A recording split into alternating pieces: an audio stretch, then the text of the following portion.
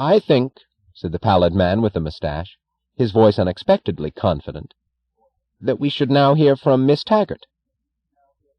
He leaned forward with a look of hopeful craftiness.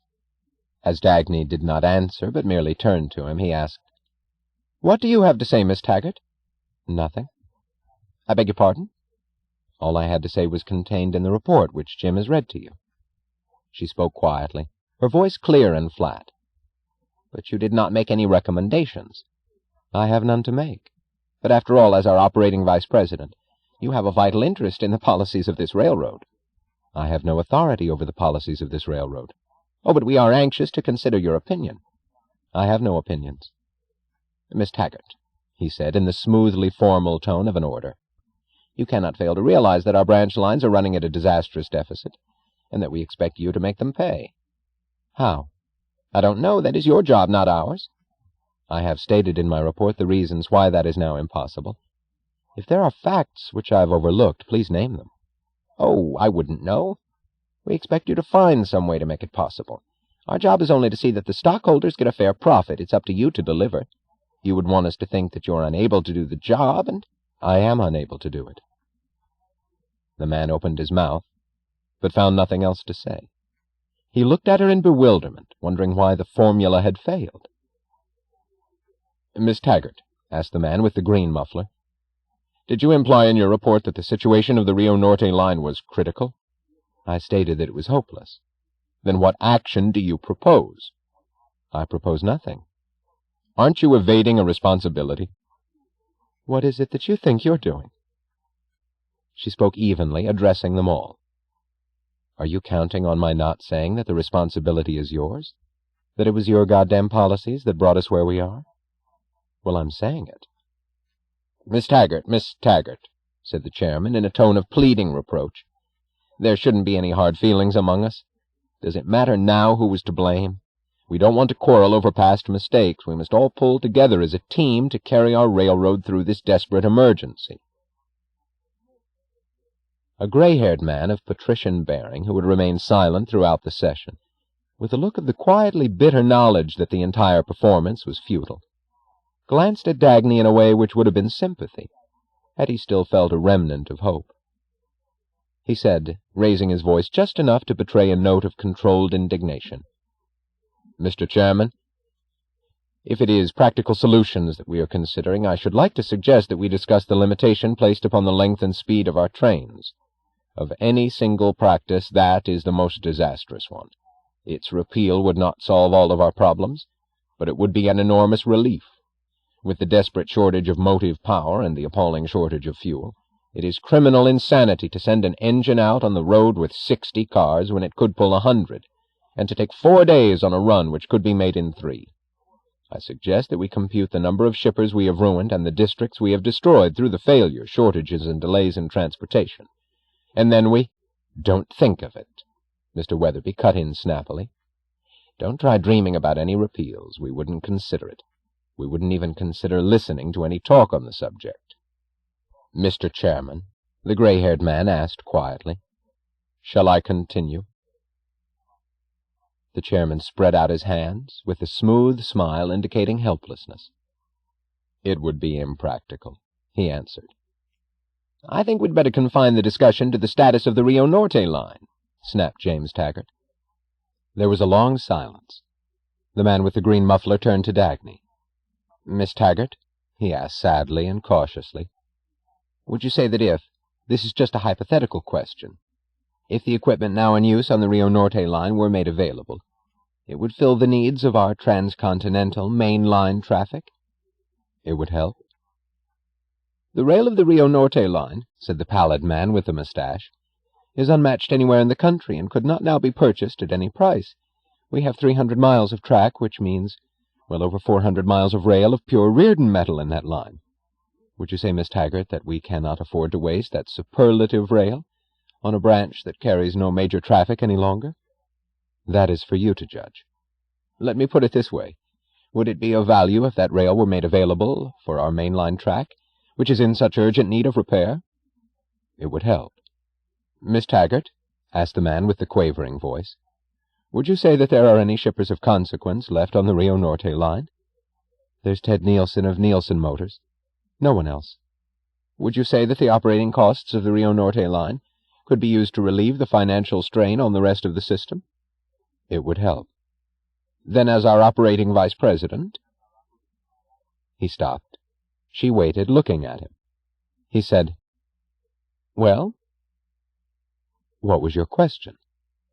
"I meant to say, that is, well, as our operating vice president, don't you have certain conclusions to draw?" She stood up. She looked at the faces around the table. "Gentlemen," she said, "I do not know by what sort of self-fraud you expect to feel that if it's I who name the decision you intend to make, it will be I who will bear the responsibility for it.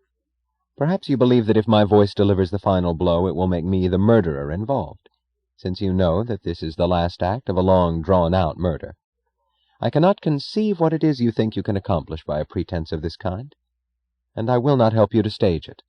The final blow will be delivered by you, as were all the others." She turned to go. The chairman half rose, asking helplessly, "But, Miss Taggart—" "Please remain seated. Please continue the discussion, and take the vote in which I shall have no voice. I shall abstain from voting. I'll stand by if you wish me to, but only as an employee. I will not pretend to be anything else." She turned away once more, but it was the voice of the gray-haired man that stopped her. "Miss Taggart, this is not an official question. It is only my personal curiosity. But would you tell me your view of the future of the Taggart transcontinental system?" She answered, looking at him in understanding, her voice gentler. "I have stopped thinking of a future or of a railroad system. I intend to continue running trains so long as it is still possible to run them. I don't think that it will be much longer." She walked away from the table, to the window, to stand aside and let them continue without her. She looked at the city. Jim had obtained the permit which allowed them the use of electric power to the top of the Taggart building. From the height of the room, the city looked like a flattened remnant, with but a few rare, lonely streaks of lighted glass still rising through the darkness to the sky. She did not listen to the voices of the men behind her. She did not know for how long the broken snatches of their struggle kept rolling past her, the sounds that nudged and prodded one another, trying to edge back and leave someone pushed forward. A struggle not to assert one's own will, but to squeeze an assertion from some unwilling victim. A battle in which the decision was to be pronounced not by the winner, but by the loser.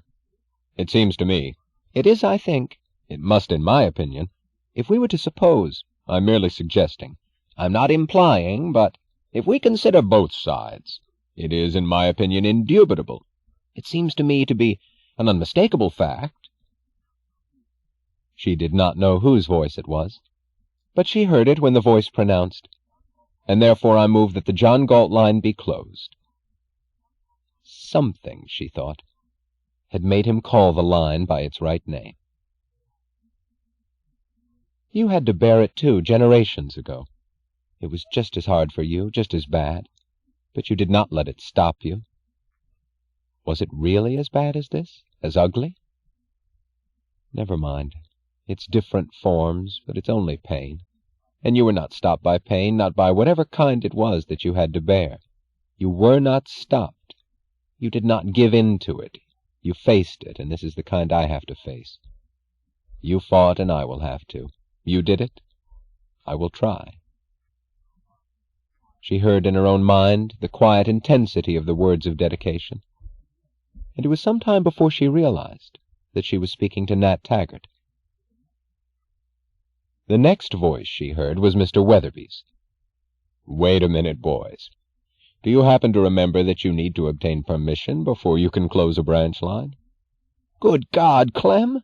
Taggart's cry was open panic. "Surely there's not going to be any trouble about—" "I wouldn't be too sure of it. Don't forget that you're a public service, and you're expected to provide transportation whether you make money or not." "But you know that it's impossible." "Well, that's fine for you. That solves your problem if you close that line. But what will it do to us? Leaving a whole state like Colorado practically without transportation. What sort of public sentiment will it arouse? Now, of course, if you gave Wesley something in return to balance it, if you granted the unions wage raises, I can't. I gave my word to the National Alliance. Your word? Well, suit yourself. We wouldn't want to force the alliance. We much prefer to have things happen voluntarily. But these are difficult times, and it's hard telling what's liable to happen. With everybody going broke and the tax receipts falling, we might. Fact being that we hold well over 50% of the Taggart bonds, we might be compelled to call for the payment of railroad bonds within 6 months. What? Screamed Taggart. Or sooner. But you can't. Oh, God, you can't. It was understood that the moratorium was for 5 years. It was a contract, an obligation. We were counting on it.